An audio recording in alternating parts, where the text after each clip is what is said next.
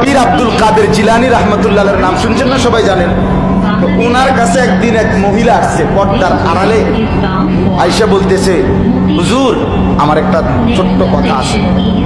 তো বলতেছে কি বলো?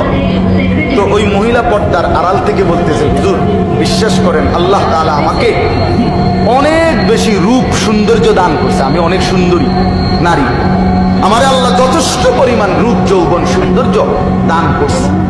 শরীয়তের অনুমতি নাই, এই জন্য আপনারে দেখাইলাম না, কিন্তু মুখে বললাম।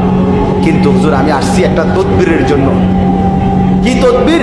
আমার স্বামী আমার এত যথেষ্ট রূপ সৌন্দর্য থাকার পরেও আমার স্বামী আমারে বাদ দিয়া অন্য মহিলার দিকে নজর দেয়, সম্পর্ক পরকিয়া, আমি এটা সহ্য করতে পারি না, আপনি আমারে কোনো তদবির থাকতে না। এই বড় পীর আব্দুল কাদের জিলানী রাহমাতুল্লাহ একটা চিৎকার দিয়া বেহুশ হয়ে গেছে। হুঁশ আসার পরে ওনার খাদেমরা জিজ্ঞেস করছে, হযরত মহিলা একটা তদবির চাইলো, এন আমনের কি হলো যে আপনি চিৎকার দিয়ে উঠলেন, আপনি কেন বেহুশ হয়ে গেলেন? তখন তিনি বলেন, বাবা শোনো, এই মহিলার এই কথা আমারে বহুত বড় এক সবক দিল।